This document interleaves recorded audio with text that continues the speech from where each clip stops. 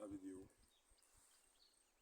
Oui, en passant, vu la dimension conventionnelle de notre travail, nous avions des petites difficultés parce que il y a la main d'œuvre qui dérange et puis il y a le matériel qui n'est pas adéquat parce que nous n'avions pas le matériel, il faut les roues. Alors en matière main d'œuvre, vous aviez vu Franck, la dernière fois quand nous avions causé, je te faisais comprendre que aujourd'hui, à nos jours, il y a ce qu'on appelle le sarco et sarco-butage qui est devenu cher. Avant, on prenait ça à 100 francs. Aujourd'hui, ce n'est plus 100 francs, c'est monté à 250. Tu vois, il y a nombreuses personnes que j'ai dû rencontrer qui m'ont fait comprendre qu'ils ne pouvaient pas venir travailler à 50 francs.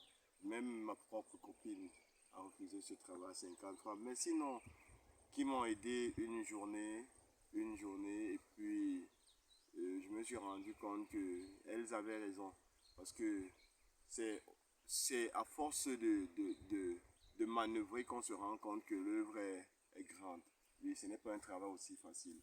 Alors, j'aurais voulu qu'on essaye de revoir ça. Si on ne peut pas trouver les possibilités d'ajouter 100 francs dans les 50 francs, là, pour que ça fasse 150, pour qu'on puisse avoir une main d'œuvre considérable et constante. Parce que ce dont j'ai pris pour le travail, dû le fait qu'ils ont même travaillé, ils n'ont pas pu déjeuner, ils n'ont même pas pu avoir la ration, ils n'ont pas pu aujourd'hui être là parce que nombreux sont partis dans l'après-midi après le travail étant très dessus. Alors je ne voudrais pas que ça puisse continuer comme ça là. Dû à la vidéo que Big Up je suis en train de faire présentement, c'est te dire que la journée d'aujourd'hui, je suis en train de travailler seul avec le frangin. Et puis, comme j'ai passé la nuit au campus, au campement, j'ai dû commencer le travail tôt pour être un peu plus loin. Ce qui est sûr et certain, nous avions encore au moins 2 jours de travail à 3 jours. Mais je promets 3 jours parce que avec 3 jours et la main d'œuvre, on aura fini partout ici. Et dûment au fait que je ne voudrais pas qu'on s'arrête là, si possible, essayer de mettre déjà, comme j'ai essayé de te dire, une nouvelle génération de maïs, un peu de maïs qui pourra ralentir l'herbe et puis accompagner les palmiers à la croissance.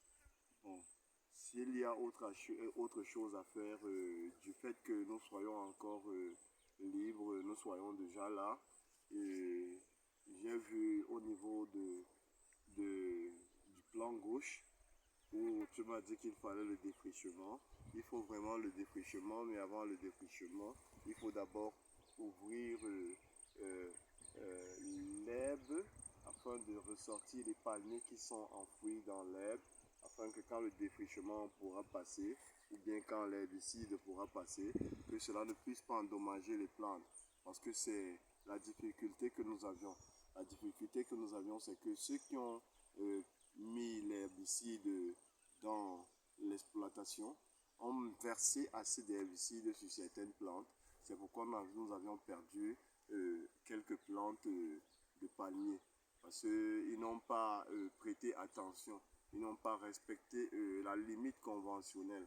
Parce qu'on ne verse pas l'herbicide sur la plante, mais on verse à 20 à 10 cm de la plante. Parce que très proche de la plante, là, c'est plus bien. Alors, à cela, nous sommes là, on se porte bien, on essaie de se battre, mais